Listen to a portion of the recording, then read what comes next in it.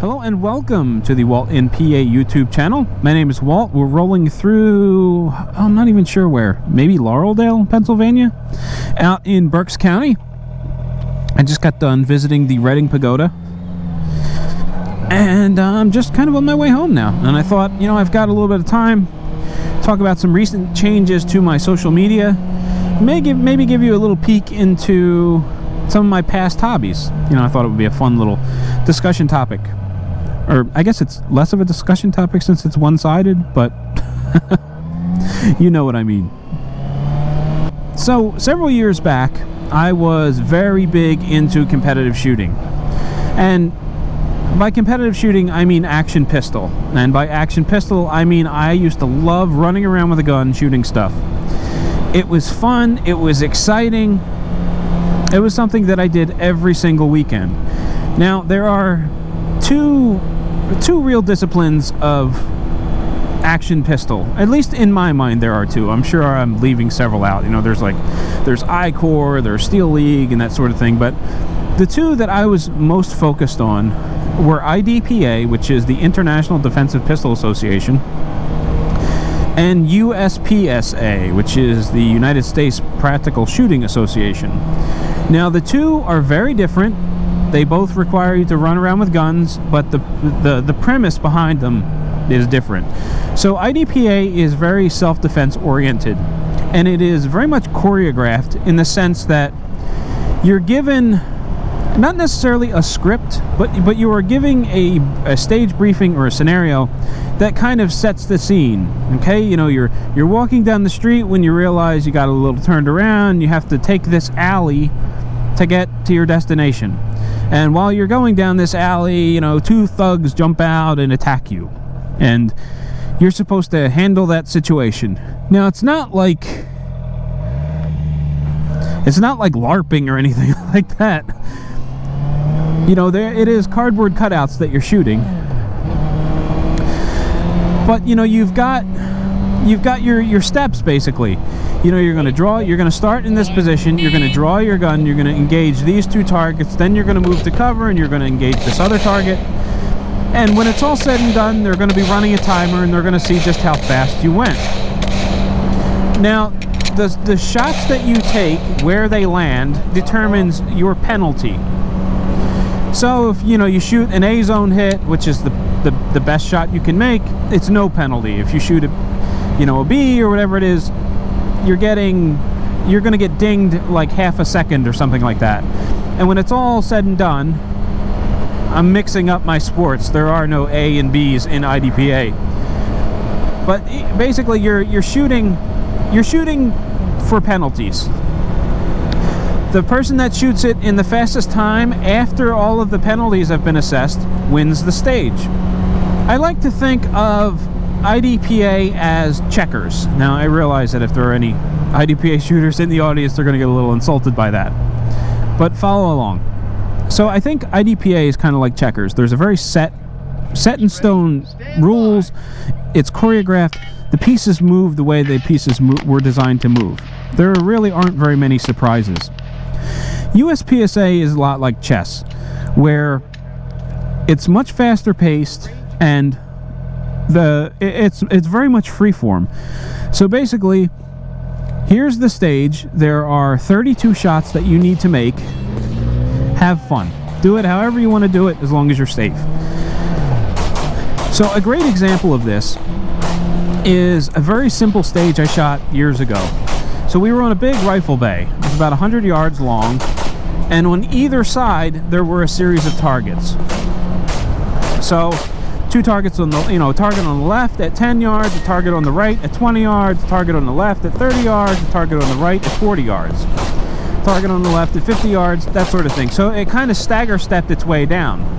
Now you had a decision to make.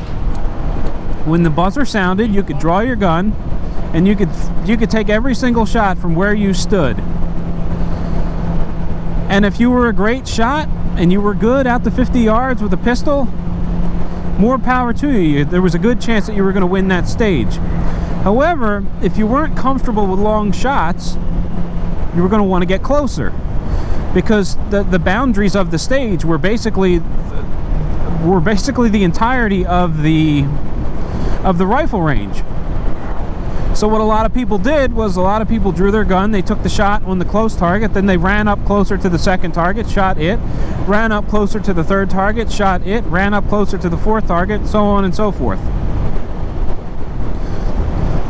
Now the big difference between IDPA and USPSA is the scoring system. So whereas IDPA is total time after penalties are assessed, USPSA uses what's called a hit factor, which boils down to points per second. So you can never shoot fast enough to circumvent a crappy score. So if you're going and you're shooting all D's, you're just not going to do very well. But at the same time, if you're crawling through these stages shooting all A's, your times, your hit per second is low, and you're not going to score well there either. So the name of the game there is efficiency. You've got to be the most efficient person on the stage, blending accuracy with speed. So now the A zone on a USPSA target is the size of, I don't know, a paper plate. So you only have to be as accurate as a paper plate. You don't have to push yourself for dime size accuracy on a target that doesn't demand it. So that's where the blending of speed and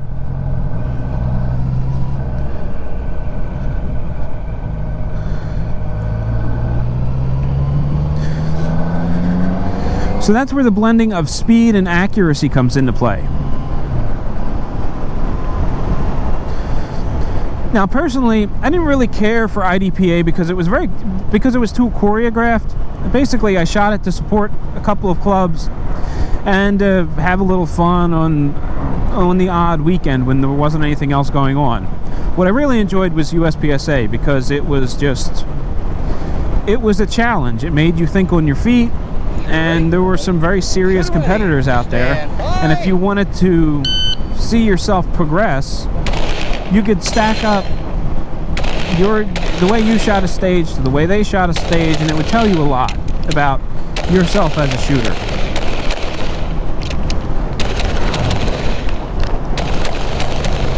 So anyway, as I started doing this more and more, I got myself, at the time it was a Contour camera, which was a GoPro competitor. It was a profile camera where it mounted on the side of your head or on the side of your helmet or whatever you were wearing, as opposed to GoPro where you were kind of sticking the thing on your forehead. So I used that Contour, I recorded a whole bunch of match video, and then eventually I picked up more cameras and I was recording different angles. It was a lot of fun, and it allowed me to, I don't know, create kind of a fun little multi-camera stage video, and I would share those on my blog and YouTube and things like that, and my Facebook page. Now my Facebook page, I think it got up to like 470 some odd likes or something before I stopped shooting competitively. My other YouTube channel had 700 something subscribers. It was a lot of fun. It was something I really enjoyed doing. And then life changed. So I couldn't do it anymore. I couldn't do it as often as I wanted to. In that I was shooting pretty much every weekend. And it was getting kind of expensive. You're shooting a couple hundred rounds of, for me, production division 9mm. But there's match fees, and you gotta buy lunch, and it's kind of an all-day affair where you're getting there in the morning, and if you want to be supportive, you gotta help the guys set up the stages, and then you shoot the match, which takes several hours, and then you gotta help break. Oh, sorry about that. I was like mid-conversation when the GoPro battery died. That happens a lot. That happens a lot. So anyway, by the time you help break down the stages, it's an all-day event. So I was under no delusion that I'd be able to continue doing this after having 3 kids, having a wife go through a career change, who now works alternate weekends because she's in the healthcare industry. So I just wasn't able to dedicate the same amount of time and energy into this hobby that I used to. And every year I would kind of tell myself, this is the year that I get back into competitive shooting. I don't have to do it as seriously as I did it before, but I definitely want to start doing it again. And every year I realize, well, that's just not going to happen. There are only so many hours in the day, in between work, business, family obligations. There's not enough time. More importantly, there's not enough large chunks of time. So I can't just disappear out to a match and be gone from 6 a.m. when I get in the car and leave until 3 o'clock in the afternoon when I get back. Or it's just, I would be effectively just alienating my family for an entire Saturday or a Sunday or whatever it is, whenever the match is, because they're never quick. There's usually 60, 70 people that turn out, and each shooter has to take a turn, and then the stage has to be reset. And it's just a time-consuming process, and that's kind of where motorcycles have filled the gap. I can get on my bike, I can go for a ride, I can fill an hour or 2 hours on a Saturday morning when my wife's not working. I can get on the bike, I can take a ride while her and the kids are still sleeping. It doesn't take any time away from anyone. Or, when the kids are getting up, they have breakfast, they're watching TV or whatever, I can slip out for a little while, or in the evening, or during the day. If my wife's home, when I'm working from home, I can get out for a little bit. Just motorcycling has allowed me to kind of fit a new hobby into little pieces of spare time.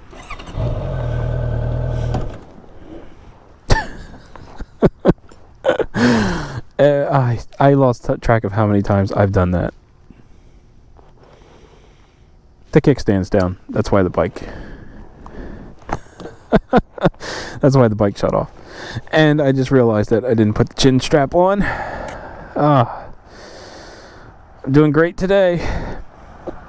So anyway, motorcycling has been an awesome way to kind of fill in those little bits of free time and give me some very much needed personal space, a little bit of just quiet time to reflect and decompress.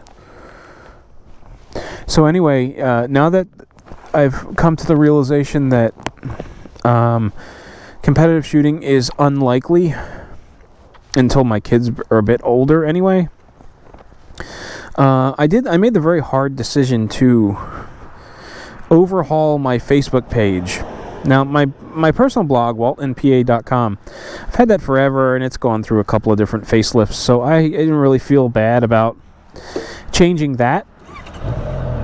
But the Facebook page, that's always been gun-centric, between competitive shooting and then a gun podcast that I was doing for a while.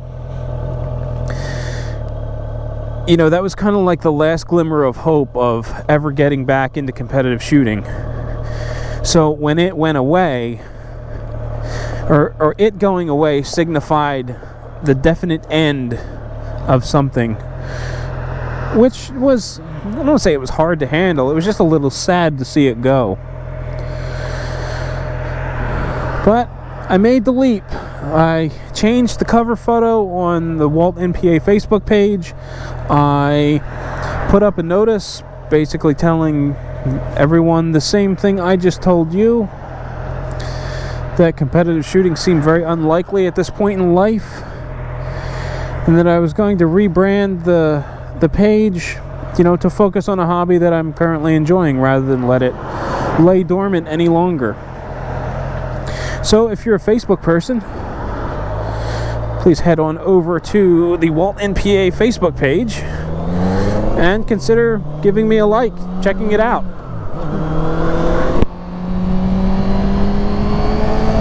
You can also head on over to my blog, waltinpa.com, and check that out as well. That's been a bit slow. I was trying to write a full-length blog post with every YouTube video that I posted, but I just wasn't able to keep up with my YouTube posting schedule. So I've gotten a bit lazy on that front. It's something that I definitely want to do a better job of maintaining. So maybe in the future I'll figure out a way to expand on YouTube posts just a bit. So since competitive shooting, I've also gotten into archery, and that's something that I was hoping to do a motovlog on, but it really hasn't worked out. I actually went over to the archery club, I shot some footage walking around, and then I talked about my history in archery after I left. Well, what I didn't realize is that after I left, I had microphone issues with the GoPro, and I lost all that footage, and I just haven't had the desire to re-record it. So there is a full-blown archery discussion in the works, just whenever it decides to materialize, if it hasn't already. So that about covers some of my other hobbies that you may find, I don't know, mildly interesting. And I think that's going to do it. You know, this wasn't supposed to be a real in-depth conversation, but it turned into, I don't know, a little bit more than I was anticipating. So I hope you enjoyed it. If so, please consider hitting that like button. Also, don't forget to subscribe and hit that bell notification. That'll give you an alert anytime new content is posted to my channel. Thanks for all of the support that you've been giving me over the past few months. Really appreciate it. It's made this whole motovlogging journey worth doing. So thank you for that. And always, ride safe, and I will catch you in the next one.